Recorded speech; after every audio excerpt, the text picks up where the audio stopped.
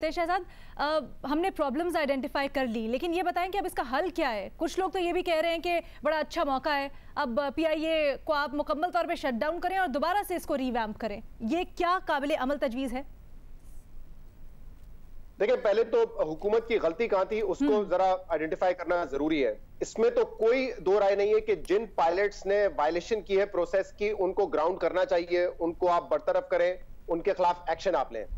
और साथ ही साथ ये भी जरूरी है कि आप बताएं लोगों को, उसमें भी कोई मसला नहीं है कि हमने ग्राउंड कर दिए, लेकिन जो तरीकेकार पूरा अडॉप्ट किया गया हुकूमत की तरफ से, उसमें उनकी नाअहली नजर आती है। पहले दिन हमें ये बताया गया, फ्लोर ऑफ द हाउस ये बताया गया कि इन पायलट्स के पास जाली लाइसेंस है, ये फेक पायलट्स हैं। जब ये आपने बता दिया तो एक खबर बनी पूरी दुनिया में, CNN, BBC ने, तमाम लोगों ने खबर को उठाया कि यार पाकिस्तान में हर 3 में से एक पायलट ही फेक है। तो जहन में क्या आता है लोगों के कि ना इन पायलट्स के पास तरबियत है, ना इनकी ट्रेनिंग हुई है, ना इनको जहाज उड़ाना आता है। ये पहली चीज आती है आपके जहन में जब आप इस तरह की खबर सुनते हैं। लेकिन हकीकत क्या थी, ये सही तरीके से एक्सप्लेन नहीं किया गया। मामला ये था कि जो उनका टेस्ट था, किसी ने बेईमानी से पास किया, किसी ने चीटिंग करके पास किया, जो प्रोसेस था वो फॉलो नहीं किया गया। तो अगर आप ये बताते आके फ्लोर ऑफ द हाउस के जो प्रोसेस था लाइसेंस हासिल करने का, उसको सही तरीके से नहीं अडॉप्ट किया गया, वो फॉलो नहीं किया गया, उसमें वायलेशन है, तो शायद दुनिया भर में इतनी खबर ना बनती। आपने बता दिया फेक पायलट्स है, फेक लाइसेंसेज है, तो सबने सोचा कि शायद सिविल एविएशन से इन्होंने लाइसेंस ही नहीं हासिल किया है।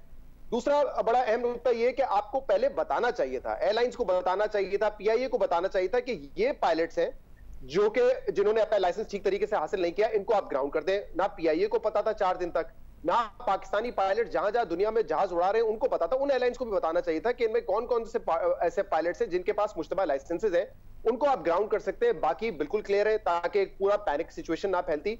और फिर जो लिस्ट है, उस लिस्ट को भी किसी ने वेरीफाई करने की कोशिश नहीं की। इस लिस्ट में ऐसे लोग हैं जिनके नाम के आगे लिखा हुआ है कि 9 पर्चों में वो फेल हुए, जबकि टोटल पर्चे 8 होते हैं। किसी कोई पायलट रिटायर हो चुका है, उसका नाम भी उस लिस्ट में शामिल किया गया है। कोई कहता है मैंने तो अभी इम्तिहान ही नहीं दिया, उसका लिस्ट में भी नाम शामिल है। तो सारा का सारा प्रोसेस जिस तरीके से गवर्नमेंट ने हैंडल किया ना इसको, वो बहुत ही उनकी नाअहली इसमें वाजे हो गई है।